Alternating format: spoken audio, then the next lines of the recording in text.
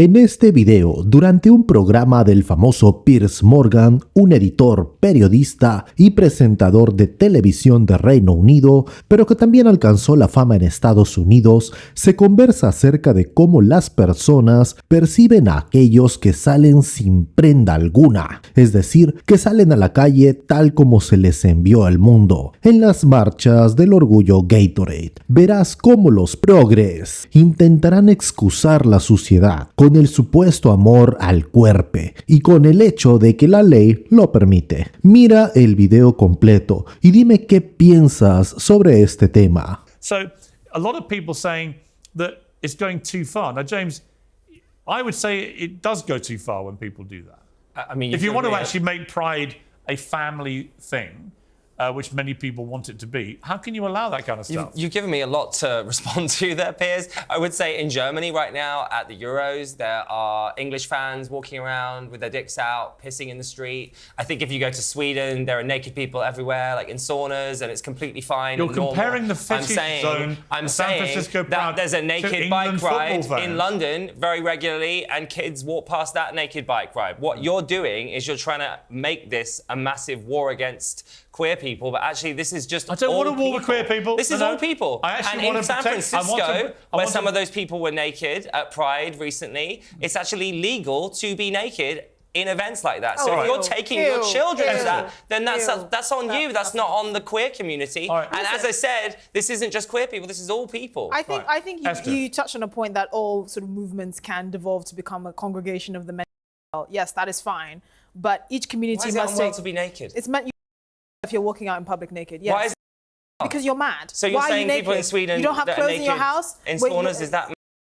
Yeah, I think if you're leaving your house. Just because you have shame about your body. Yes, I have shame. I'm sorry, I was raised properly. I have shame. I don't leave my house naked. I was raised properly. I have shame. Yeah, I have That's shame. Terrible, I have a sense Esther. of shame. I don't think that it's all about me and what I want. I actually think of the These the people public. aren't there because of... Well, here's the thing. Here's the point. You made a significant point, which is that there is a tendency for all movements to devolve into some sort of congregation of the, which is fine. I yes, never said that. That's literally not what I said. Those are your I'm words. finessing what you're saying. Right, but the thank point you. here is that every group must take responsibility for the people within their own enclave, right? You don't expect us to tell these people that are getting naked in the name of pride to tell them to put on But they're not clothes. breaking the law. It's disgusting. Eli, is there a line that Pride has crossed, as some people say? I mean, Jordan Peterson said about all this, there's a real tinge of narcissism, sexual narcissism about the whole Pride spectacle.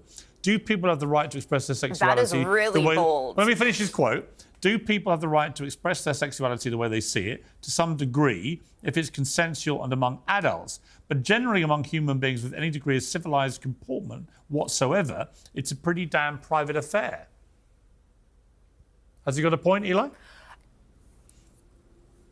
No, he doesn't. It's Jordan Peterson. He never has a point. He's a very smart man who has lots of good San Francisco points. was clearly demarked for adults. And I mean, personally, I was friends with some of the protesters that blocked New York City Pride. And what they're doing is blocking the human rights campaign Float, which is sponsored by Raytheon, who's currently committing genocide in Gaza. So they had their reasons for this. And there needs to be more context for all of these. On a broader level, we're not responsible for every member of our group. This is how the right latches on to our different identity categories and our different social movements to try to demonize all of us for the actions of a few that might be a little. What about those who are not on the right, Eli, like me? I'm not on the right. And that I'm a liberal. You do that to people on the right all the time. I'm a liberal who just sees endless acts of self-harm by the trans lobby. When actually I'm with you. I want you to get fairness and equality. But I don't want you eroding other people's rights. You keep on saying this, and yet your actions speak differently. What actions? What actions? Trying to get trans people banned from sports, comparing. I don't want to ban from sports. Hang on, don't misquote me. Animals. I don't want trans people banned from sports. I want them to be disallowed from competing against biological women. Different thing. I want them to be able to compete in with sport. people of their own gender. Or their own sex. They should compete with people of their own sex. I think I just saw a headache. That is exactly the type of talking point that in 20 years we're going to be looking back at and regretting. Really? So you think in 20 years' time in the Olympics? So to be clear, then, in the Olympics, you would have just what? Open Olympics. Open season. Sex is irrelevant. Gender irrelevant? Everyone just competes against each absolutely. I would too. other? Really? So do you understand? Well, everyone just can. Eli, do you understand that by doing that, you literally end the Olympics? It's all over because only men would win. Do you understand that? That's why we separate them.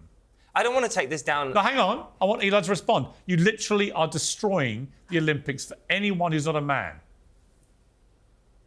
Well, that's a very grandiose vision of it, but Not really. We Not could really. If you look at the very times, easily- if you look at the times and the results of men Olympians against women Olympians, you will see that in almost, I think, 98% of all the events, men are so far ahead of women on speed, on power, and everything, every other discipline. Women And would that's never. why- that's women why would we've never. separated by women would never categorization. Women would never win a medal again at the Olympics if you had your way. Is that what you Well, want? that's very sexist. No, Do you know that the it's a first physical. woman Hang on, to- hang on, it's not sexist. Do you It's know the first woman that hang on, James, swam I'll the come to you. channel? I'll come to you. It is not sexist. It is a fact. La falta de vestimenta adecuada puede ser perturbadora o incómoda para muchas personas, obviamente, y especialmente para niños y ancianos. Dime tú qué pensarías si un profesor de tu hijo le da clases a tu hijo sin usar vestimenta. ¿Le está enseñando acaso anatomía humana? No lo creo, ni creo que sea la manera de hacerlo. Exponer a los niños a situaciones en las que no se usa ropa es inapropiado